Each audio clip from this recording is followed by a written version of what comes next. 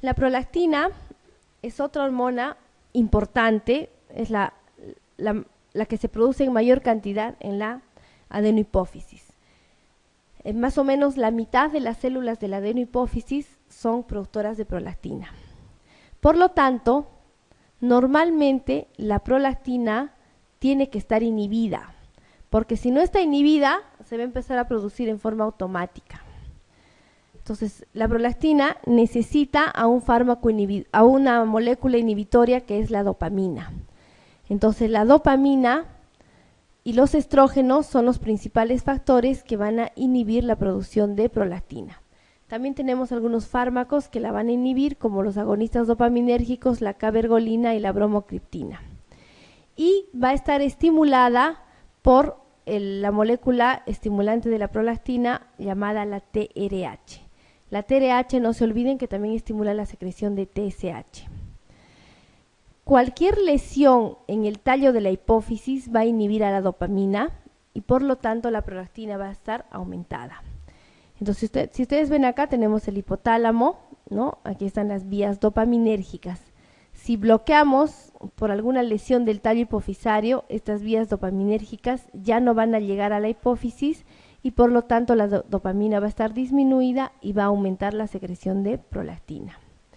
También va a estar estimulada la prolactina en el embarazo, la lactancia, la manipulación y succión del pezón. Para que la lactancia se mantenga en el tiempo, es importante una adecuada succión del pezón.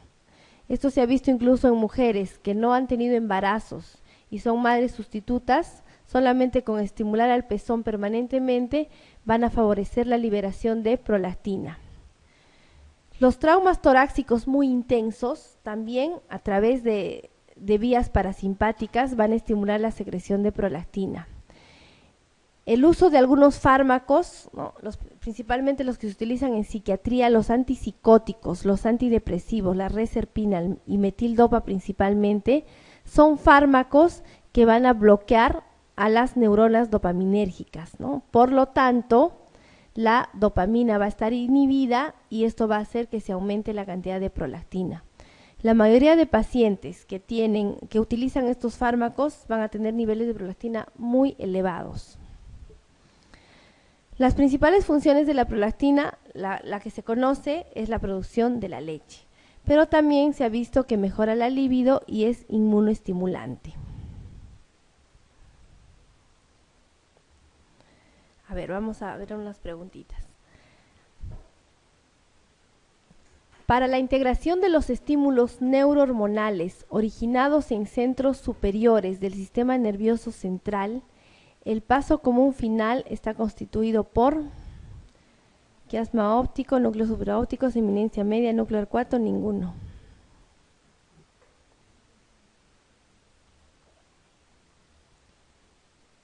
Acá no se refiere a la unión, la integración del sistema neurológico con el sistema endocrino. ¿Cuál es la unión entre ambos? La eminencia media. La somatostatina no inhibe. Entonces la somatostatina se produce tanto en el hipotálamo como en el tejido gastrointestinal, ¿no? Y va a inhibir a la hormona de crecimiento principalmente, también inhibe a la TSH, FSH y LH y también inhibe al flujo esplácnico. No va a inhibir a la agregación plaquetaria. En esto del flujo esplácnico hay que recordar que en los pacientes que tienen cirrosis hepática, ¿no? El flujo portal va a estar aumentado, por lo tanto también el flujo esplácnico y va a favorecer la producción de varices esofágicas. Entonces utilizamos este fármaco, la somatostatina, para inhibir al flujo esplácnico y evitar el sangrado de las varices esofágicas.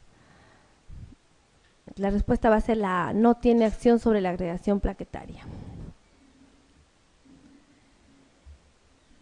Es falso con respecto a la dopamina. Disminuye la secreción de hormona de crecimiento. Disminuye la secreción de prolactina.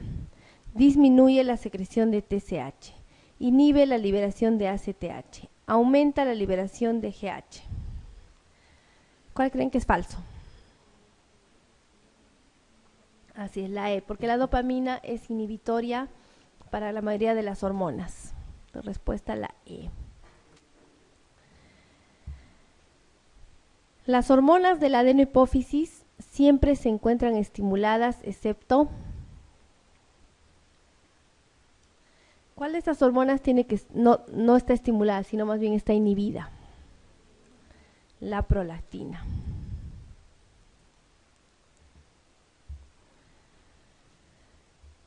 Cuando se produce una lesión hipotalámica hipofisaria, ¿cuál es la hormona hipofisaria que aumenta? Así es, aumenta la prolactina porque se bloquea la dopamina.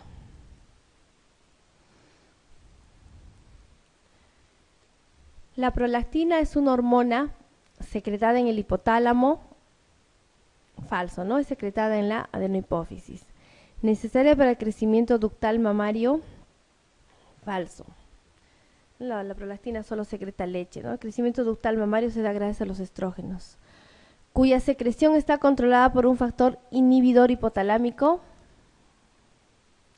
esta es verdadera. Cuyos niveles plasmáticos no se alteran durante la gestación, falso, sí aumentan en la gestación. ¿Es idéntica al lactógeno placentario? Sí, igual que es idéntica a la hormona de crecimiento. Entonces la respuesta es, cuya secreción está controlada por un factor inhibidor hipotalámico, ¿no? Que viene a ser la dopamina.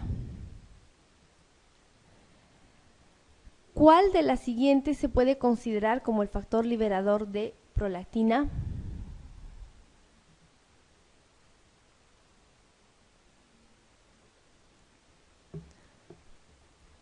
La ACTH estimula la producción de cortisol, la TRH estimula la producción de TSH y también de prolactina, ¿no? La LHRH estimula la producción de FSH y LH, la dopamina inhibe la prolactina y la vasopresina es una hormona sola.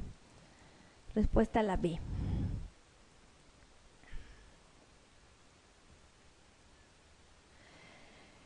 Es un fármaco agonista dopaminérgico que inhibe la secreción de prolactina. Es la cabergolina. ¿Y cuál era el otro fármaco? La bromocriptina, ¿no? ¿Cuál de las siguientes hormonas no es una glucoproteína?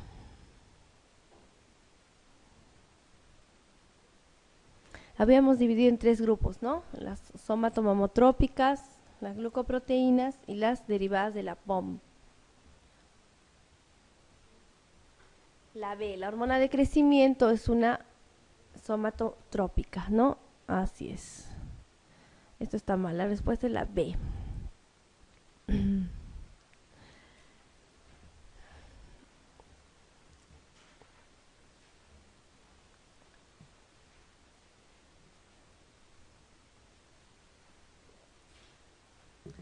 Los siguientes son efectos de la hormona de crecimiento, excepto.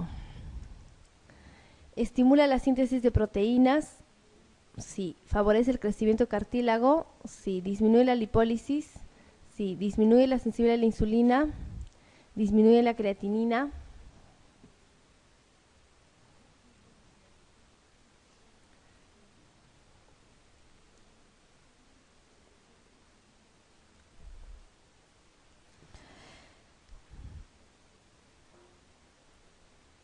¿Cuál sería la respuesta?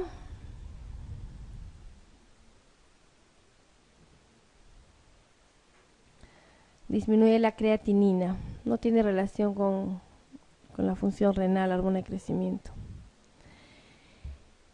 En el panhipopituitarismo existe un déficit de secreción de todas excepto una de las siguientes hormonas. Llamamos panhipopituitarismo cuando toda la hipófisis no está funcionando. Entonces, vamos a ver cuál de estas hormonas no depende de la hipófisis. La A, ¿no? La aldosterona depende principalmente del eje renina-angiotensina-aldosterona. El cortisol depende de la ACTH, que sí es de la hipófisis, el estradiol de la FSH y LH, igual que la testosterona, y la tiroxina de la TSH. Entonces, todas estas dependen de la hipófisis. La única que no depende de hipófisis es la aldosterona. Entonces, respuesta, la A. Son causas fisiológicas de hipersecreción de prolactina, excepto.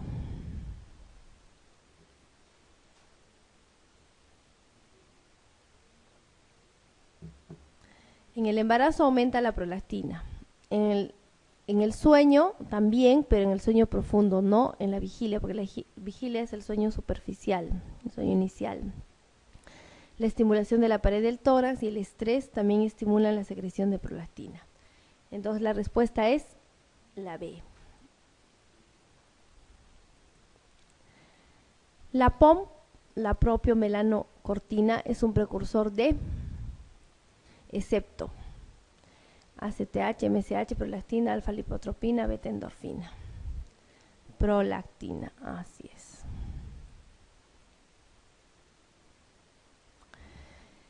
La interacción de un mediador químico con uno de los receptores, denominado metabotrópico, causa la activación de una proteína transductora llamada... El mediador químico entonces es la hormona que actúa con un receptor, ¿no? Que activa una proteína transductora llamada proteína G. Entonces, la proteína G es el principal receptor de la mayoría de las hormonas.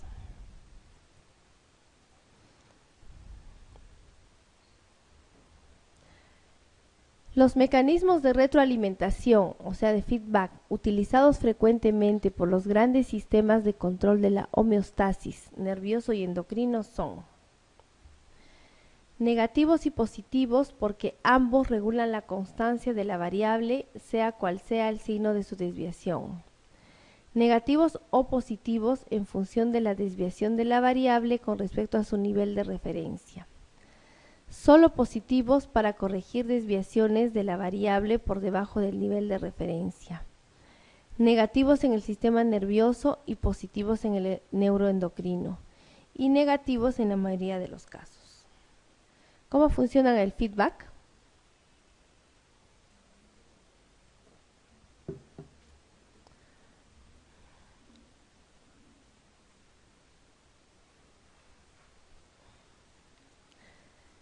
La mayoría de los ejes está dado por el feedback negativo, ¿no? Hemos visto que siempre las hormonas van a inhibir la secreción de los ejes superiores. Entonces la respuesta es negativos en la mayoría de los casos.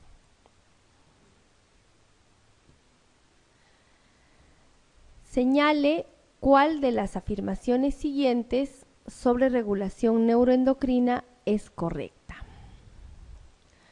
Una interrupción completa del tallo hipofisario va acompañada de un panhipopituitarismo.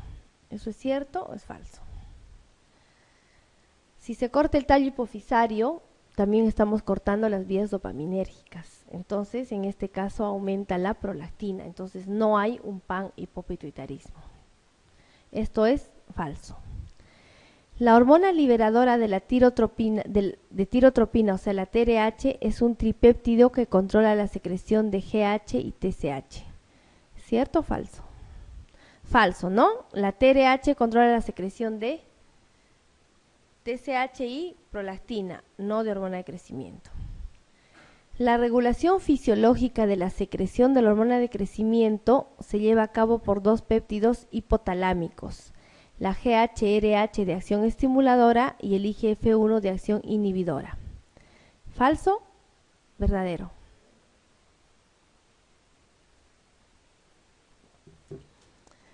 ¿Dónde se produce el IGF-1? En el hígado, no es hipotalámico. Entonces esto es falso. En el hipotiroidismo primario, es decir, la tiroides no funciona bien, se suele observar una hipertrofia compensadora de las células tireotropas, ¿no? Las productoras de TSH de la adenohipófisis. ¿Esto será verdadero o falso? Verdadero, así es. Porque en el hipotiroidismo primario aumenta la TSH, ¿no? Gracias al crecimiento de estas células. La hormona liberadora de corticotropina, CRH, es el principal regulador de la secreción de las gonadotropinas. Falso, ¿no? La CRH estimula la secreción de cortisol, de ACTH para la secreción de cortisol, y las gonadotrofinas están reguladas por la GnRH. Respuesta entonces la D. ¿Alguna pregunta? Antes de pasar a la neurohipófisis. Bueno, entonces la neurohipófisis ya hemos visto que es la parte posterior de la hipófisis que va a almacenar básicamente la hormona antidiurética y la oxitocina, ¿no? La principal de estas es la hormona antidiurética. Esta hormona entonces se produce en el hipotálamo, en los núcleos supraóptico y paraventricular. Va a ser transportada por los axones de estas neuronas a través de unas proteínas transportadoras llamadas neurofisinas. Va a ser almacenada en la hipófisis posterior y va a tener receptores en los túbulos colectores de las nefronas, facilitando la función de las acuaporinas, que son transportadores de agua. Entonces, la función de la hormona antidiurética es mantener la osmolaridad plasmática, para lo cual disminuyen el volumen urinario y producen vasoconstricción, ¿no? De ahí viene su otro nombre, vasopresina. Aquí vamos a tener al hipotálamo, al tallo hipofisario y a la hipófisis, ¿no? Aquí tenemos la neurohipófisis. Entonces, en los núcleos paraventricular y supraóptico se van a encontrar los núcleos de estas neuronas, cuyos axones van a transportar a las hormonas a través de las neurofisinas, que son estos gránulos, hacia la neurohipófisis, y ahí se van a liberar y se van a almacenar. Esta hormona antidiurética va a actuar sobre los túbulos colectores de las nefronas, ¿no? Acá tenemos una nefrona con sus partes: el glomérulo, túbulo contorneado proximal, asa de Henle, túbulo contorneado distal y el túbulo colector. Entonces, normalmente al día se filtra, ¿cuánto de orina? ¿Alguien sabe? Diariamente se filtran 180 litros de orina, lo cual va a ser reabsorbido en las diferentes porciones de la nefrona, ¿no? El túbulos contorneados, asa de Henle y túbulo, finalmente llega al túbulo colector. Al túbulo colector llega una porción ya más o menos pequeña, pero esta porción más o menos llegan unos 10 litros aproximadamente. Esta se va a reabsorber gracias a la hormona antidiurética, ¿ya? De ahí viene su nombre, antidiuresis, ¿no? Evita la diuresis. Eso es lo que hace la hormona antidiurética. ¿Cómo va a actuar esta hormona? Aquí vamos a tener una célula, ¿no?, de esta pared. Aquí tenemos la luz de la orina, y aquí tenemos el capilar. A través de vía sanguínea va a llegar la vasopresina y va a estimular a su respectivo receptor, que es la proteína G. Este va a actuar a su segundo mensajero, que es el AMP cíclico, y el AMP cíclico va a estimular al ADN de la célula para la producción y expresión de las acuaporinas. Estas moléculas, las acuaporinas, son unos canales que se van a expresar en la luz de la orina, a través de los cuales va a ingresar el agua que está saliendo por la orina, y este agua nuevamente va a regresar a la circulación sanguínea. Entonces, esa es la función de la hormona antidiurética: favorecer la expresión de estas acuaporinas para que la orina que está llegando a esta zona regrese nuevamente a la sangre. La hormona antidiurética entonces va a ser estimulada cuando existe un aumento de la osmolaridad sanguínea. ¿En qué situaciones aumenta la osmolaridad? Cuando hay deshidratación o aumento de la concentración de solutos. En cualquier situación de hipovolemia, hipotensión o algunos fármacos como la nicotina, barbitúricos, vincristina, morfina. La emesis, la hipoglicemia, el dolor intenso, la angiotensina 2, el estrés y la acetilcolina también estimulan la secreción de hormona antidiurética. Entonces, cualquier situación principalmente de deshidratación. ¿Qué pasa en la deshidratación? Hay una pérdida de volumen. Entonces, como hay una pérdida de volumen, la hormona antidiurética reabsorbe el agua de la orina y recupera ese volumen. Entonces, eso hace que mantenga adecuadamente la osmolaridad. Cuando la osmolaridad sanguínea aumenta, quiere decir que hay pérdida de volumen y mayor concentración de solutos. Entonces, necesitamos a la hormona antidiurética. Eso es lo que sucede, por ejemplo, en el verano, ¿no? En el verano tenemos mayor deshidratación por mayor sudoración y el volumen urinario disminuye. En cambio, en el invierno no hay sudoración, entonces el volumen urinario va a aumentar. Eso es lo que sucede normalmente gracias a la hormona antidiurética. Y va a estar inhibida cuando disminuye la osmolaridad plasmática, cuando hay hiponatremia y con el consumo de etanol.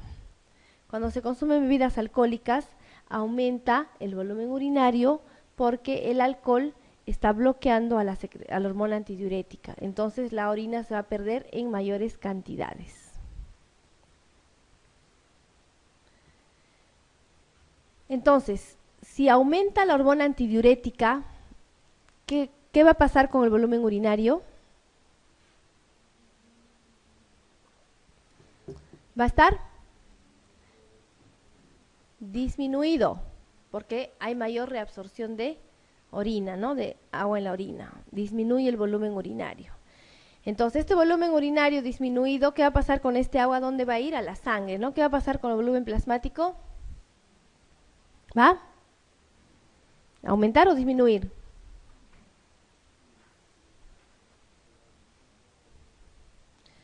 Va a aumentar porque se está reabsorbiendo orina, ¿no? Todo el agua que no se va a perder por la orina se va a reabsorber a la sangre. Y si entra mayor volumen de agua a la sangre, ¿qué va a pasar con el sodio? ¿Va a aumentar o va a disminuir?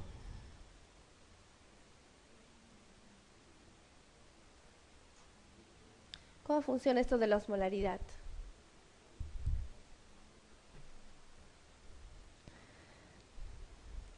¿Qué pasa si a un frasco de agua con harina le aumento más agua? ¿Se vuelve más espesa, más suave la concentración? Se diluye. Entonces, ¿qué va a pasar con el sodio? Va a disminuir, ¿no? Va a haber hiponatremia. ¿Por qué? Porque el volumen plasmático está aumentando, se va a diluir, o sea, hay más solvente que soluto. Disminuye el sodio plasmático. Estas son las características del aumento de la hormona de crecimiento, que se conoce con el nombre de SIHAT, síndrome de secreción inadecuadamente alta de hormona antidiurética. Si la hormona antidiurética disminuye por X razones, ¿qué va a pasar con el volumen urinario? Va a aumentar, ¿no? Va a haber gran pérdida de volumen urinario. Y por lo tanto, ¿qué va a pasar con el volumen plasmático? Va a disminuir, va a haber deshidratación porque se está perdiendo más volumen urinario de lo normal. Hay deshidratación, disminuye el volumen plasmático. ¿Y qué pasa con el sodio cuando hay deshidratación? Va a aumentar, va a haber hipernatremia. Esta enfermedad se llama, así es, diabetes insípida. Entonces son las dos patologías de la hormona antidiurética que vamos a ver posteriormente en otras clases, ¿no? Entonces, así es como funciona la hormona antidiurética. Reabsorbe agua, aumenta el volumen plasmático y mejora la osmolaridad plasmática. Las dos patologías entonces son la deficiencia, que es la diabetes insípida, ¿no? Que es central, que se trata con la vasopresina, y si es renal es porque los receptores que hemos visto no funcionan y el tratamiento es con hidroclorotiazida. El exceso de hormona antidiurética se llama SIHAT, cuyo tratamiento es la restricción de agua y algunos fármacos como la demeclociclina, litio y fenitoína.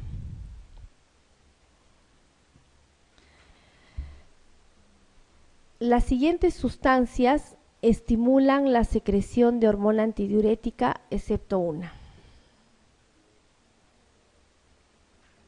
El etanol, ¿no? El etanol más bien la inhibe.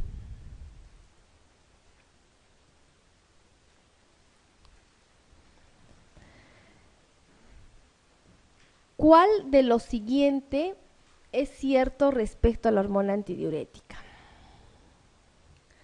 Se transporta la neurohipófisis vía porta. Falso, ¿no? Se transporta vía axones, porque vía porta es a las hormonas de la adenohipófisis. Falso. Disminuye la permeabilidad de los túbulos colectores para el agua. Falso, más bien aumenta estos túbulos, la permeabilidad de los túbulos. Un exceso de producción puede ocasionar una anuria completa. Falso, porque no es el único mecanismo. Como hemos visto, hay diferentes bombas en el glomérulo. La disminución de la osmolaridad sanguínea a nivel hipotalámico estimula su secreción. Una disminución en el volumen sanguíneo produce un aumento de su secreción. ¿Cuál es la respuesta? La E, ¿no es cierto? La disminución del volumen sanguíneo aumenta su secreción, porque cualquier tipo de hipovolemia tiene que aumentar la secreción para que haya resorción de la orina, ¿no? Entonces aumenta el volumen sanguíneo. ¿Alguna pregunta?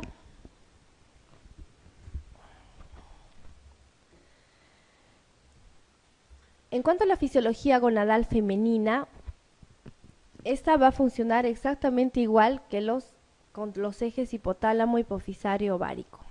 A nivel de hipotálamo se va a producir la hormona GnRH o LHRH, que es lo mismo. Y esta va a estimular a la adenohipófisis para la producción de las gonadotrofinas, que son la FSH y la LH. Y en los ovarios van a estimular a la secreción de estrógenos en la fase folicular y a la secreción de progesterona en la fase lútea. Entonces el hipotálamo produce la GnRH sobre la hipófisis para la producción de LH y FSH, y estas sobre los ovarios, ¿no? La FSH principalmente estimula la secreción de inhibina y estrógenos, y la LH estimula la secreción de progesterona. Además, la LH va a favorecer a la ovulación, va a favorecer el crecimiento del cuerpo lúteo, la secreción de progesterona, y todo esto se va a dar en la fase lútea. Y la FSH va a estimular el crecimiento folicular, que se va a dar en la fase folicular.